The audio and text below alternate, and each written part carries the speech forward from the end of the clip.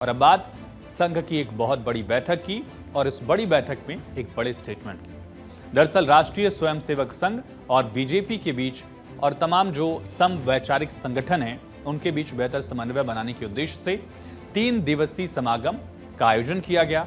Left के गढ़ केरल में 3 दिन तक ये बैठक चली, समन्वय बैठक। इसमें कई सारे मुद्दों पर बातचीत हुई और इस बैठक में संघ प्रमुख मोहन भागवत के साथ बीजेपी के राष्ट्रीय अध्यक्ष जेपी नड्डा खुद मौजूद रहे। बैठक में वैसे तो कई मुद्दों पर बात हुई है, लेकिन खास फोकस जो है वो जाति जनगणना को लेकर रहा। इसको लेकर भी खास तौर पर मंथन किया गया है और इस मुद्दे पर जब संघ के प्रचार प्रमुख से सवाल पूछा गया तो संघ ने जाति जनगणना के मुद्दे को लेकर अपना स्टैंड क्लियर कर दिया है।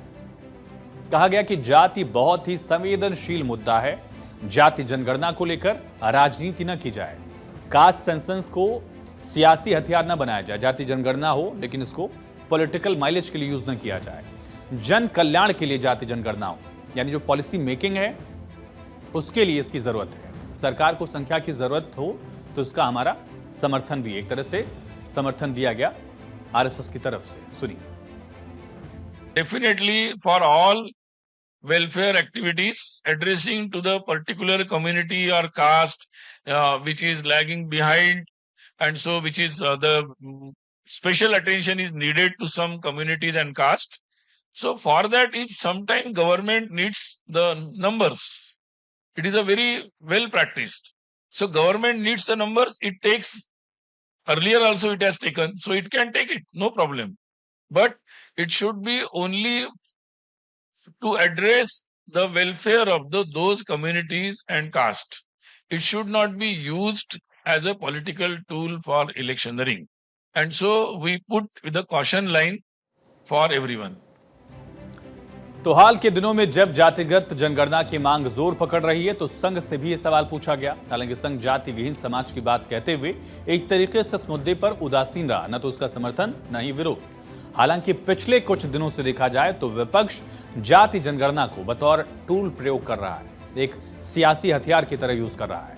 विपक्ष के नेताओं ने स्लोगन भी दिया, जिसकी जितनी भागीदारी उसकी उतनी हिस्सेदारी। हालांकि मुद्दा नारा पुराना है, लेकिन आज के दौर में इसको एक बार फिर से पॉलिटिकल पार्टियां यूज कर रही हैं। इस मुद्दे को लोकसभा में नेता प्रतिपक्ष राहुल गांधी उठाते रहे हैं। ऐसे में संघ का स्टेटमेंट काफी अहम है।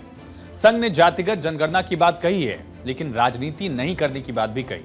और इसी बीच कांग्रेस ने आरएसएस पर बड़ा आरोप लगाया। कांग्रेस ने आरएसएस को जातिगत जनगणना का विरोधी करार दिया है। ट्वीट किया कांग्रेस ने, लिखा आरएसएस ने जातिगत जनगणना का खुलकर विरोध कर दिया है। आरएसएस का कहना है, कांग्रेस कह रही कि आरएसएस का कहना है कि जातिगत जनगणना समाज के लिए सही नहीं है। इस बयान से साफ है कि बीजेपी आरएसएस जातिगत जनगणना नहीं कराना चाहते।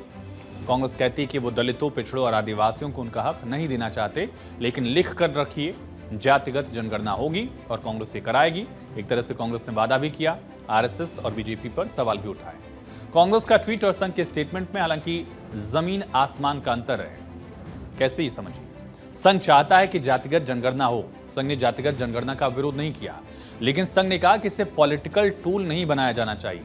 जातिगत जनगणना हो, उस आंकड़े के हिसाब से उन जातियों को लाभ मिले, रिप्रेजेंटेशन, तमाम पहलुओं पर जिक्र करते हुए कहा गया कि पॉलिसी मेकिंग में इसका इस्तेमाल हो। लेकिन कांग्रेस एक बार फिर से प्रोपेगेंडा फैलाने में कैसे जुटी है ये समझिए, क्योंकि कांग्रेस ने कहा कि संघ विरोध कर रहा है, लेकिन संघ ने साफ किया कि इसका राजनीतिक इस्तेमाल नहीं होना चाहिए, लेकिन जातिगत जनगणना जरूरी है। आपको बताते हैं कि 3 दिन तक चली संघ की बैठक में किन किन मुद्दों पर चर्चा हुई है। इसमें प्रमुख मुद्दा जातिगत जनगणना का रहा। इसके अलावा कोलकाता रेप मर्डर केस को लेकर भी चर्चा हुई। यूनिफॉर्म सिविल कोड पर मंथन किया गया।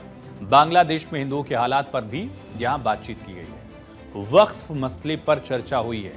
संघ का शताब्दी वर्ष, अगले साल संघ के 100 साल हो जाएंगे, इसको लेकर भी चर्चा की गई। वहीं संघ के समागम में बांग्लादेश की स्थिति को लेकर चर्चा की गई, खास करके वहां किस तरह हिंदुओं को टारगेट किया गया है। मीटिंग में बांग्लादेश को लेकर विस्तृत रिपोर्ट भी पेश की गई है, जिस पर तफसील से चर्चा हुई है।